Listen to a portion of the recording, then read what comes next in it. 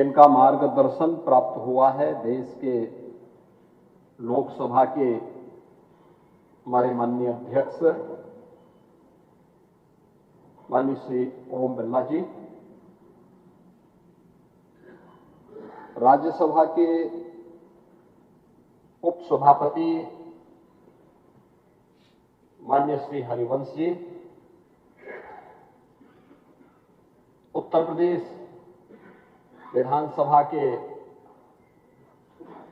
हमारे अध्यक्ष माननीय श्री सतीश महाना जी,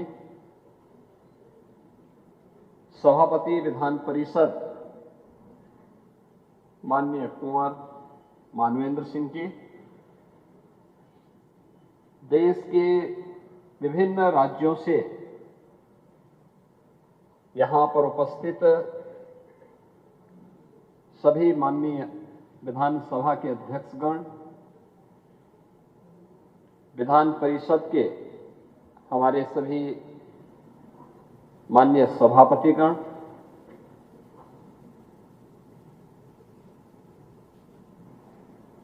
विभिन्न विधानसभाओं से और विधान परिषद से यहां पर उपस्थित हमारे पीठासीन अधिकारीगण, राज्यसभा के हमारे महासचिव, लोकसभा के हमारे महासचिव,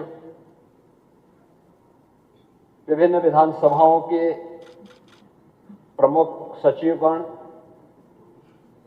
अन्य विधायी कार्यों से जुड़े हुए सभी उपस्थित अधिकारीगण, पिछले 3 दिनों से उत्तर प्रदेश की राजधानी लखनऊ विधायी कार्यों से जुड़े हुए इस महत्वपूर्ण सम्मेलन का साक्षी बन रहा है। इस आयोजन के साथ जो लोग प्रत्यक्ष रूप से जुड़े हुए हैं वे लोग अपना अनुभव तो शेयर कर ही रहे हैं, लेकिन शेष अन्य लोगों को, उत्तर प्रदेश वासियों को मीडिया के माध्यम से यहां की गतिविधियों को जानने और सुनने का अवसर प्राप्त हो रहा है। मैं इस अवसर पर लोकसभा के माननीय अध्यक्ष जी का, राज्यसभा के माननीय उपसभापति जी का, आप सभी पीठासीन अधिकारियों का और इस पूरे अभियान को एक नई गति प्रदान करने वाले जितने भी हमारे इन विधायी संस्थाओं से जुड़े हुए अधिकारीगण हैं, उन सब का उत्तर प्रदेश आगमन पर हृदय से स्वागत करता हूं, अभिनंदन करता हूं। लोकतंत्र की आधारभूत इकाई है हमारी विधायिका, और वास्तव में भारत के संविधान के संरक्षक के रूप में यह अपनी भूमिका का निर्वहन करते हुए देश के अंदर न केवल विधायी कार्यों के लिए एक रूपरेखा तैयार करती है, बल्कि समग्र विकास की भी कार्य योजना का एक महत्वपूर्ण मंच होता है। इस मंच का उपयोग कैसे होना है, कैसे करना है और उसके लक्ष्य क्या है, ये संविधान के 3 शब्द भारतीय लोकतंत्र की आत्मा के रूप में काम करते हैं। न्याय, समता और बंधुता। वास्तव में न्याय कैसे प्राप्त होना है, यह इसी विधायिका के मंच पर उसके लिए कानून तैयार होता है। उसकी आधारभूत इकाई यहां से है।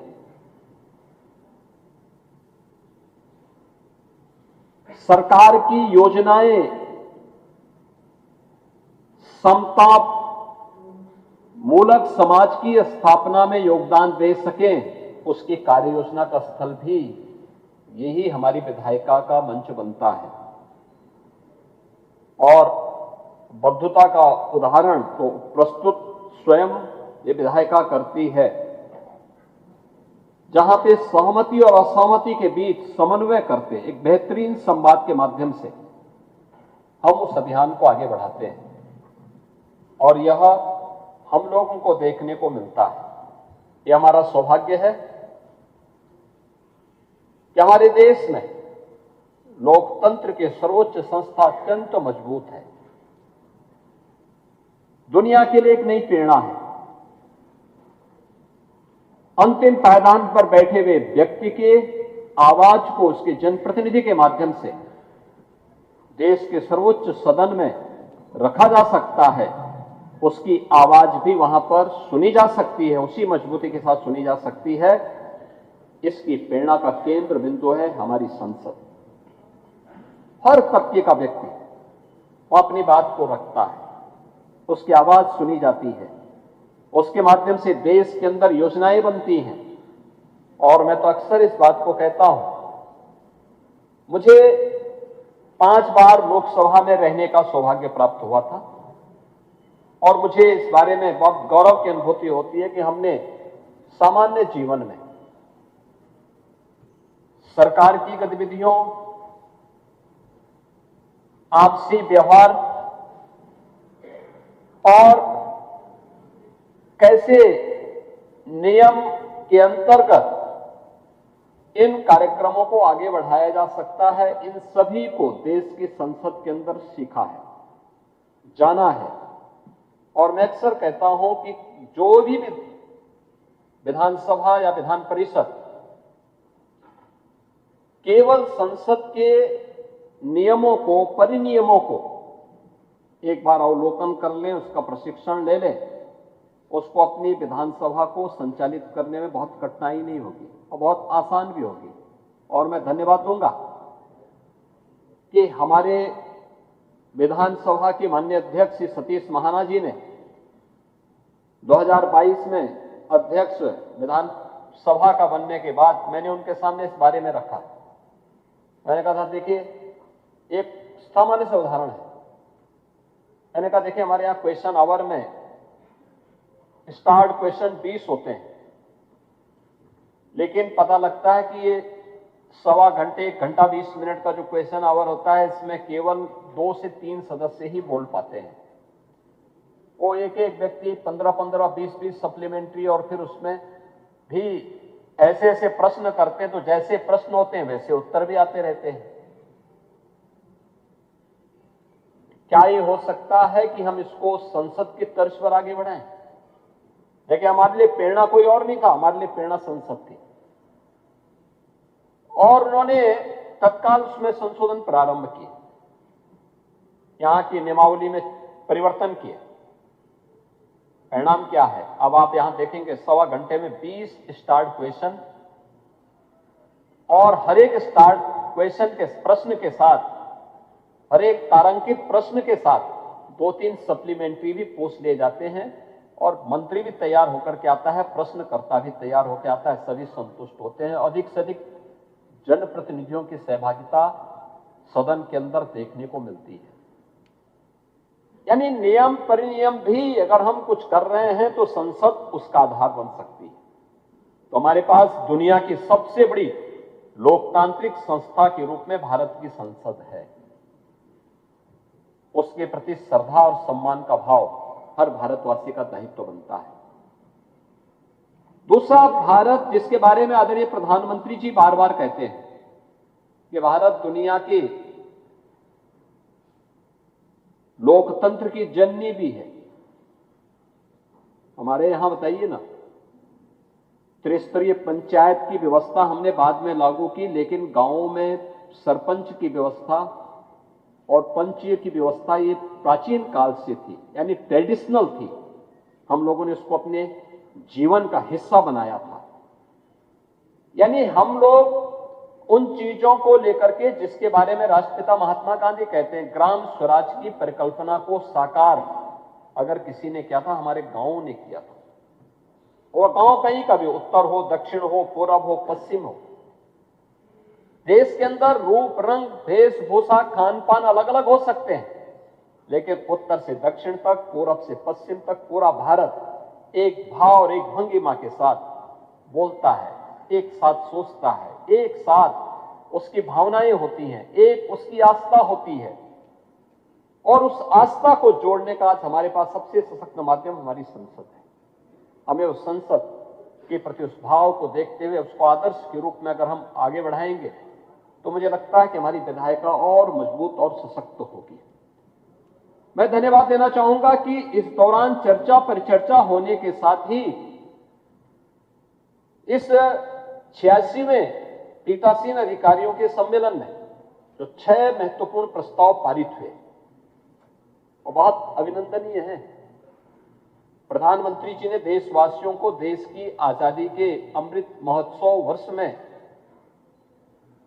आगामी 25 वर्ष की एक कार्य योजना बनाने के लिए कहा।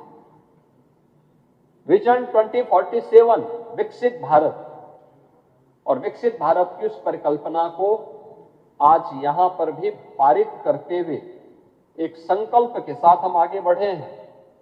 और मुझे बताते हुए प्रसन्नता है कि विकसित भारत, विकसित उत्तर प्रदेश, आत्मनिर्भर भारत, आत्मनिर्भर उत्तर प्रदेश की एक लंबी डिबेट जिसकी चर्चा यहां पर हमारे माननीय अध्यक्ष लोकसभा ने, माननीय उपसभापति राज्यसभा ने, माननीय अध्यक्ष उत्तर प्रदेश विधानसभा ने भी यहां पर किया, ये लगातार चर्चा हुई। और मुझे बताते हुए कोई संकोच नहीं, क्या सत्ता पक्ष का हो, क्या विपक्ष का हो, 300 से अधिक माननीय सदस्यों ने 24 घंटे चलने वाली बहस का हिस्सा वे बने थे। मैं रात्रि को यानी चर्चा का शुभारंभ करने के बाद कुछ देर में बैठा रहा, फिर मैं अपने अन्य कार्यों के साथ कुछ देर अपने ऑफिस में बैठा रहा, फिर कुछ अन्य मेरी मीटिंग्स थी उसमें भी गया। मैं रात को 11 बजे आया। क्या होड़ लगी हुई थी बोलने के लिए, और कितने अच्छे सुझाव आए हर एक तबके का। विकसित भारत और विकसित उत्तर प्रदेश को लेकर के उनके अपने महत्वपूर्ण सुझाव थे। और मेरा यह मानना है कि हम किसी व्यक्ति की क्वालिफिकेशन से नहीं, उसके अनुभव का लाभ इस सदन के माध्यम से जब लेते हैं तो हमारे लिए बहुत प्रभावी होता है, बहुत महत्वपूर्ण होता है। उत्तर प्रदेश की इस विधानसभा ने, विधान परिषद ने लगातार इसमें चर्चा चलाई, दिन हो रात्रि हो, लगातार ये चर्चा चलती रही और लोगों ने विकास के बारे में इन मुद्दों को रखा। विकसित भारत के लक्ष्य को प्राप्त करने के लिए हमारी क्या जवाबदेही होनी चाहिए, ये केवल भारत सरकार का काम नहीं है, ये केवल प्रधानमंत्री जी का ही काम नहीं है। हम भी इस अभियान के सारथी बन सकते हैं, हम भी उसके सिपाही बन सकते हैं।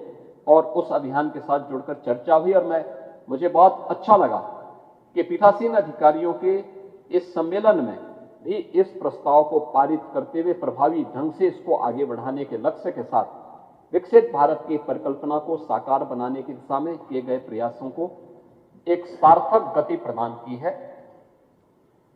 हमारी विधायिका के सिटिंग के बारे में देखिए, अब तो यूपी में तो कोई दिक्कत नहीं है, यहां हमारी सदन की कार्रवाई बहुत स्मूथली चलती है, बहुत अच्छे ढंग से चल रही है। और जितने दिन चलते हैं इस बात के लिए प्रतिस्पर्धा होती है कितने दिन, यानी हमारे यहां दिन में लंच आवर नहीं होता है। संसद में दिन में 1 घंटे के लिए लंच आवर होता है, लेकिन यहां तो जब एक बार 11 बजे शुरू होती है तब फिर वो 5 बजे, 6 बजे, 7 बजे, 8 बजे, 10 बजे तक चलती रहती है। जिसको लेना होगा कैंटीन में उनके लिए भोजन की व्यवस्था बहुत होता है। तो यहां चेयर से एक बार संसदीय कार्य मंत्री को बोल दिया जाता है कि भाई देखो, सदस्य यहां दिन भर बोलेंगे, आप उनके लिए कैंटीन में भोजन की व्यवस्था करवा दीजिए। वे लोग जाते हैं, जिसको भोजन लेना होगा लेंगे, जिसको अपना टिफिन लेके आना हो तो अपना लेके भी आता है, और लोग अपना दिन भर उस चर्चा का विषय उसको बनाते हैं और सीटिंग अच्छी होती है। लेकिन अच्छा हुआ प्रस्ताव यहां पे पारित हुआ है कि वर्ष में कम से कम 30 सीटिंग होनी ही चाहिए। यह भी एक बहुत अभिनंदनीय प्रयास है और इसका स्वागत किया जाना चाहिए, क्योंकि यह एक प्रेरणा है। ये केवल हमारी संसद और विधानसभा के लिए ही नहीं है, हमारी लोकतांत्रिक संस्थाओं के, अन्य संस्थाओं के लिए, नगर निकायों के लिए, ग्राम पंचायतों के लिए, जिला पंचायतों के लिए, हमारे क्षेत्र पंचायतों के लिए भी एक नई प्रेरणा है, एक नई प्रेरणा है। टेक्नोलॉजी के इस युग में हम अपने आप को पीछे नहीं छोड़ सकते। यहां से जब सरकार के सामने आया कि ई विधान होना है, पार्लियामेंट का भी आग्रह था कि ई विधान होना है, हमने कहा इसमें देर नहीं करनी चाहिए, एकदम लागू करिए। और मैं धन्यवाद दूंगा माननीय अध्यक्ष जी को कि वो स्वयं आए थे उसके उद्घाटन में, और यहां पर ई विधान के रूप में उत्तर प्रदेश विधानसभा ने भी और उत्तर प्रदेश विधान परिषद ने भी आज इसको क्या पेपरलेस विधानसभा के रूप में ही नहीं, अब यूपी में पेपरलेस कैबिनेट भी है, पेपरलेस बजट भी है, पेपरलेस सब कुछ भी है। और सदस्य खुश, बहुत अच्छे ढंग से वो लोग इसको उन्होंने अप्रिशिएट किया। शुरू में थोड़ा उनको दिक्कत थी, लेकिन अब लोग आते हैं, आसानी से पूरी प्रक्रिया के साथ जुड़ते हैं। आप सोचो ना, कितनी हमने कागज की बचत की है, कितनी वनस्पतियों को हमने काटने से रोका है, प्रकृति का भी और पर्यावरण का भी संरक्षण किस रूप में किया है। ऐसे ही टेक्नोलॉजी से हमारा जनप्रतिनिधि भी अपडेट हो, इस मुद्दे पर भी यहां पे चर्चा हुई है और उसके लिए भी उनके उचित प्रशिक्षण की व्यवस्था। ऐसे जो 6 महत्वपूर्ण प्रस्ताव हैं, ये अत्यंत महत्वपूर्ण हैं और मैं इसके लिए आप सभी यानी माननीय अध्यक्ष लोकसभा जी का, माननीय उपसभापति राज्यसभा का, आप सभी माननीय पीठासीन अधिकारियों का इस बात के लिए हृदय से अभिनंदन करूंगा कि यह एक नई प्रेरणा है और इस प्रकार की प्रेरणा समाज को आगे बढ़ने के लिए, हमारी हर उस लोकतांत्रिक संस्था को आगे बढ़ने के लिए एक नया प्रेरणा और प्रकाश होती है, जो भी जनता के द्वारा चुने गए जनप्रतिनिधि के रूप में विकास की एक धुरी बनते हैं। उस दिशा में एक नया प्रयास है। उत्तर प्रदेश विधानसभा देश के अंदर से जुड़ी हुई उन ज्वलंत मुद्दों को लेकर के अपनी अनवरत चर्चा पर चर्चा को लगातार चलाती है। सस्टेनेबल डेवलपमेंट गोल्स पे भी यहां लगातार चर्चाएं हुई, लगातार 36-38 घंटे तक चर्चा होती रही और फिर उसके गोल डिसाइड हुए। उस पे मंत्री मंडल के स्तर पर उसके लिए कमेटियां गठित हुई। सरकार को उसको एजुकेशन के लिए भी अलग अलग हमारे एडिशनल चीफ सेक्रेटरीज के स्तर पर भी कमेटियां गठित हैं, जो लगातार उसे अचीव करने की दिशा में कार्य कर रहे हैं। 26 नवंबर संविधान दिवस पर भी हम मौलिक अधिकारों पर ही नहीं बल्कि अपने मूल कर्तव्यों पर भी चर्चा करें। यहां पे अनवरत चर्चा हमने विधानसभा के अंदर, विधान परिषद के अंदर इस चर्चा को भी एक अनवरत चर्चा का विषय बनाया था। अन्य ज्वलंत मुद्दों को लेकर के भी, क्योंकि जब हम यहां चर्चा करते हैं तो चर्चा केवल यहीं तक सीमित नहीं होती। चर्चा में हमारा जनप्रतिनिधि जाता है तो हम अपने विधायकों से एक बारे में कहते हैं, विधान परिषद के सदस्यों से कहते हैं कि भाई आप यहां चर्चा कर रहे हैं, ये चर्चा यहीं पे सीमित नहीं होगी, आपको इसी प्रकार की चर्चा को अपनी विधानसभा में भी करवाना है, वहां पे भी चर्चा होगी। ब्लॉक स्तर पर आप जाइए, क्षेत्र पंचायत के साथ जुड़िए, कुछ ग्राम पंचायतों के साथ जुड़िए, उन ग्राम पंचायतों में भी इन कार्यक्रमों को आपको जुड़ने का अवसर प्राप्त हो। उन लोगों को भी एक नई प्रेरणा होती है, क्योंकि हर व्यक्ति यहां आकर के देख नहीं सकता, लेकिन जब ये न्यूज़पेपर के माध्यम से, मीडिया के माध्यम से उसके पास पहुंचता तो उसको लगता है कि क्या हम भी कर सकते हैं। और हम लोगों ने जब विकसित भारत, विकसित उत्तर प्रदेश में यहां चर्चा की, अब क्या हमने कहा विजन डॉक्यूमेंट बनेगा, लेकिन विजन डॉक्यूमेंट के साथ हम पब्लिक के भी इसमें सुझाव लेंगे। पब्लिक के सुझाव के लिए कैसे इतना बड़ा अभियान चलेगा। हमने कहा हमारे लगभग यानी 500 तो हमारे जनप्रतिनिधि हैं, जो विधानसभा के हैं, विधान परिषद के हैं। इन सब के साथ ही हमने 500 इंटेलेक्चुअल को लिया। यूपी के जितने रिटायर्ड चीफ सेक्रेटरीज थे, एडिशनल चीफ सेक्रेटरीज थे, प्रिंसिपल सेक्रेटरीज थे, रिटायर्ड कुलपतिगण थे, शिक्षाविद थे, वैज्ञानिक थे, अन्य समाज के अलग अलग तबके से जुड़े हुए 500 ऐसे लोगों की हम लोगों ने कार्यशाला भी की। और कार्यशाला करने के बाद उनको हमने सेक्टर दिए, पूरे दिन भर की कार्यशाला हुई, उनको हमने लिटरेचर उपलब्ध करवाए और हमने कहा कि भाई आपको 75 जनपद है, 75 जनपदों के लिए 75 ग्रुप बनाए और सबसे कहा गया कि हर एक को 3-3 संस्थाओं में जाकर के इस मुद्दे पे यूथ को जोड़ना है, किसानों के साथ जुड़ना है, उद्यमी और व्यापारियों के साथ जुड़ना है, महिला स्वयंसेवी समूहों के साथ जुड़ना है, समाज के अलग अलग तबके के साथ जुड़ करके उनसे इस चर्चा को करना है। और फिर हमारे सामने रिजल्ट किस रूप में आएंगे, हमने एक पोर्टल डेवलप किया। हमने कहा भी लोग अपने सुझाव हमें भेजें।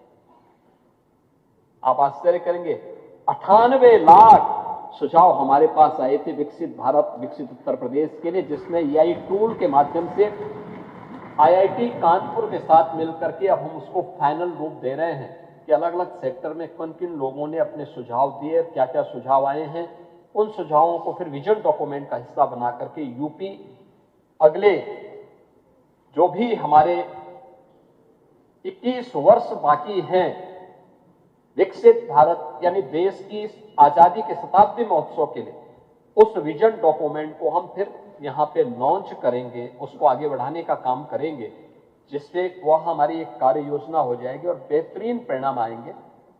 मैं आज के इस अवसर पर आभारी हूं माननीय लोकसभा के अध्यक्ष जी का, जिन्होंने उत्तर प्रदेश को ये 86वें पीठासीन अधिकारियों के सम्मेलन के लिए चुना है। मैं आभारी हूं कि वे स्वयं इस अवसर पर उपस्थित होकर के लगातार इस कार्यक्रम का हिस्सा बने हैं। उपसभापति राज्यसभा माननीय हरवंश जी का, वे पत्रकारिता से भी जुड़े रहे हैं, शिक्षा से भी उनका संवाद रहा है और ग्रामीण पृष्ठभूमि में माननीय हरवंश जी का जो गांव पड़ता है वह यूपी बिहार बॉर्डर पर एकदम गंगा जी और सरयू नदी दोनों का संगम स्थल है। ऐसा रमणीक स्थल है, अगर कोई गर्मियों में वहां जाए तो वास्तव में उनको लगेगा कि किसी एक स्वर्ग में हम लोग आ गए हैं। बहुत रमणीक स्थल है और जयप्रकाश जी का भी जन्मभूमि वही है, उसी गांव में उन्होंने जन्म लिया था। बहुत अच्छी जगह है और मुझे लगता है कि इतना दोनों चीजें कि अगर गर्मियों में वहां बेहतरीन स्थल देखने को मिलता है, सायंकाल बहुत ही अच्छी जगह है, लेकिन बरसात में उतना ही चुनौतीपूर्ण भी। आप सोचो कि प्रकृति के साथ जूझते हुए कैसे इन लोगों ने अपना जीवन आगे बढ़ाया होगा, इनके पूर्वजों ने बढ़ाया होगा। क्योंकि जब बरसात में गंगा जी में बाढ़ आती है 10 लाख 12 लाख क्यूसिक वाटर, और सरयू जी में भी 8 से 10 लाख क्यूसिक वाटर एक साथ आता है। पूरा गांव और अगल बगल पूरी कनेक्टिविटी, एक टापू भी बन जाता है, बहुत छोटा सा, बाकी पूरा जल ही जल होता है। कई किलोमीटर तक केवल जल ही जल दिखाई देता है, लेकिन उन स्थितियों में भी इन लोगों ने अपनी एक जन्मभूमि को कभी छोड़ा नहीं। और आज तो उनके प्रयास से गांव में बहुत अच्छा काम हुआ है, विकास हुआ है, गांव एक नई दिशा में गया है। उन्होंने अपनी पैतृक प्रॉपर्टी भी गांव के विकास के लिए वहां दान की है और गांव में बेहतरीन इंफ्रास्ट्रक्चर वहां पे आज विकसित करने के लिए उन्होंने वहां पे एक नई जो प्रेरणा थी वह कार्य आज वहां पर, और जयप्रकाश जी की स्मृति को भी जीवंत किया है उस गांव में। नहीं तो लोग भूल से गए थे, लेकिन वो गांव आज उस रूप में जीवंतता का एक उदाहरण बना है। तो उनका मार्गदर्शन समय समय पर उत्तर प्रदेश को प्राप्त होता है। आज उस पिछले 3 दिनों से उनका सानिध्य यहां प्राप्त हो रहा है। मैं हृदय से उनका आभार व्यक्त करता हूं। आप सभी पीठासीन अधिकारियों का, जिन्होंने उत्तर प्रदेश में आ पाए। उद्घाटन सत्र में मुझे रहना था और मैं एक दिन पहले तक था, लेकिन अचानक हम लोगों को दिल्ली कार्यक्रम में, एक महत्वपूर्ण कार्यक्रम में जाना पड़ा और कल जैसे ही वहां से छुट्टी मिली मैं सीधे वापस आया और रात्रि में माननीय अध्यक्ष जी के रात्रि भोज के कार्यक्रम में आप सबसे मेरी वहां पे मुलाकात भी हुई और मुझे बहुत अच्छा लगा कि आज आप सब आपसे मुझसे एक बार और संपर्क और संवाद का अवसर प्राप्त हुआ है और मैं जरूर इस बारे में हम लोग प्रयास करेंगे कि इस पीठासीन अधिकारियों के सम्मेलन के अवसर पर जो भी कार्य योजना बनेगी उत्तर प्रदेश सरकार का उसमें भरपूर सहयोग मिलेगा। उसको आगे बढ़ाने में हम पूरा उसका सम्मान भी करेंगे और उसको प्रभावी ढंग से लागू करेंगे। वैसे भी हमारे यहां पे यानी पीठ का और सरकार का जो अप्रोच होता है वह हमेशा प्रोएक्टिव होता है, रिएक्टिव नहीं होता है। ऐसा नहीं होता है कि ऐसी नौबत नहीं आती है कि सरकार ने नहीं किया तो हम सरकार को घेर देंगे, या फिर ऐसा नहीं होता है कि अगर पीठ ने कभी विपक्ष को मौका ज्यादा दे दिया है तो सरकार भी रिएक्टिव नहीं होती, प्रोएक्टिव होती है। क्योंकि ये पीठ का दायित्व बनता है कि वो दोनों में संतुलन बनाए और संतुलन बनाने का काम करते हैं। और हम भी मानते हैं कि भाई देखो ये पीठ का दायित्व है, पीठ अपना दायित्व निर्वहन कर रही है, हमारा दायित्व है कि काम जो हो रहा है हमारे लिए हो रहा है, इसलिए हमें इसको और पॉजिटिव तरीके से आगे बढ़ाना। तो प्रोएक्टिव तरीके से हमारे दोनों पीठासीन अधिकारी यहाँ के हमारे माननीय अध्यक्ष विधानसभा भी और माननीय सभापति विधान परिषद भी लगातार इस दिशा में आगे बढ़ाते हैं। और मुझे अच्छा लगा कि मैं अक्सर सुनता हूं, क्योंकि हमारे विधानसभा के अध्यक्ष जी भी और विधान परिषद के सभापति जी भी देश के अंदर भी और दुनिया के अंदर जहां कहीं भी पीठासीन अधिकारियों से जुड़े हुए सम्मेलन होते हैं तो इनका विजिट लगातार होता रहता है, बताते हैं कि वहां ये हुआ, वहां इन मुद्दों पे चर्चा हुई। हमें अच्छा लगता है कि केवल सदन की कार्रवाई तक हम सीमित नहीं हैं, उसके बाद भी सीखो और सिखाओ का एक मंच यह सम्मेलन हमारे लिए मिलता है। क्योंकि बहुत सारे विधानसभाओं ने या संसद ने कुछ नया किया है, वो हमें जानने और सीखने का एक मंच मिलता है। ये सचमुच एक नया उदाहरण है, एक नई प्रेरणा है। मैं इस अवसर पर एक बार फिर से आप सभी का हृदय से आभार व्यक्त करते हुए आप सबके प्रति अपनी मंगलमय शुभकामनाएं भी देता हूं और विश्वास करता हूं कि आगे भी उत्तर प्रदेश को जो भी दायित्व दिया जाएगा उत्तर प्रदेश इसको बहुत प्रभावी ढंग से आगे बढ़ाने का कार्य करेगा। आप सबका मैं एक बार फिर से हृदय से अभिनंदन करता हूं। धन्यवाद। जय हिंद। बहुत बहुत